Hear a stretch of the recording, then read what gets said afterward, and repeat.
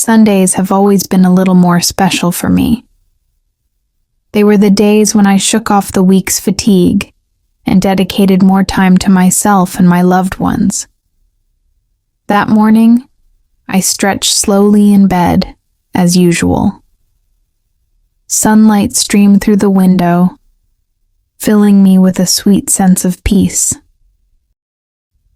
I grabbed my phone for a quick scroll through social media. Then, I got out of bed and yawned softly. Greeting a new day, walking towards the bathroom, I glanced at myself in the mirror. My sleepy eyes and messy hair reflected the natural start to my day. I splashed cold water on my face, the refreshing feeling helping me wake up fully. Then, I went to my closet. I wanted to be comfortable but chic that day. I put on a pair of navy blue trousers, a white t-shirt, and a warm gray cardigan. I went downstairs to prepare breakfast. My little companion, my white fluffy cat Misha, started twirling around my feet as always. His meows were a lovely part of my morning routine. I took Misha's food from the cupboard and poured it into his bowl. While he ate with gusto, I petted him lovingly. Then I prepared a nice breakfast for myself. Olives, cheese, boiled egg, and a bowl of cereal. Sunday breakfast was a different kind of joy.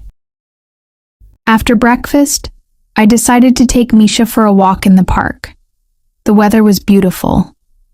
Walking under the green trees was good for both of us. Although Misha wasn't used to his leash, we had a pleasant walk that day. I sat alone in the park for a while, watching the surroundings. The tranquility filled me with peace. Just then, a familiar silhouette appeared in the distance. David. I was so happy to see him. He came over and we hugged warmly. We chatted in the park for a while. Then it was time to say goodbye. I waved as David left. That evening, David had invited me for dinner. When I got home, I excitedly started getting ready. After giving myself a final look in the mirror, I grabbed my purse and left the house. Walking towards the taxi stand, I felt a sweet flutter in my stomach. After a short wait, the taxi arrived, and I headed towards the restaurant. When I arrived at the restaurant, David greeted me at the door. He extended his hand, and we shook hands warmly. We sat at our table and enjoyed our meal with pleasant conversation. Everything was lovely. We had just moved on to dessert when David pulled out a small velvet box from his pocket. My eyes widened.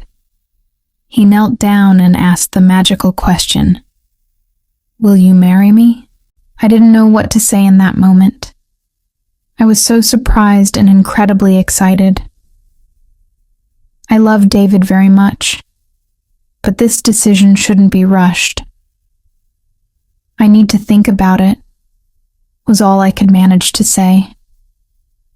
The smile on David's face slowly faded. I hadn't anticipated that he would be so upset. We sat in silence for a while. Then David slowly got up and left the table. I left the restaurant alone. It was drizzling lightly outside. Tears welled up as I walked down the street. My indecisiveness had upset him, and it was breaking my heart. When I got home, I immediately picked up my phone and called David. We had a long phone conversation. We were both very upset, but we realized we didn't want to lose each other. Later that same evening, I called David and invited him over for coffee. He came, and we talked for a long time. We openly shared our feelings and thoughts. Finally, we hugged.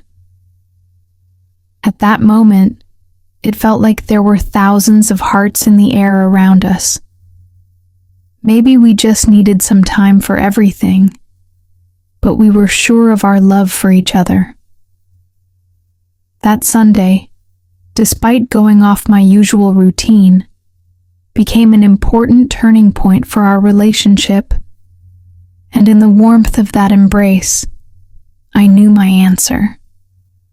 I looked up at David, a tear still tracing my cheek, and whispered, "Yes, I will marry you."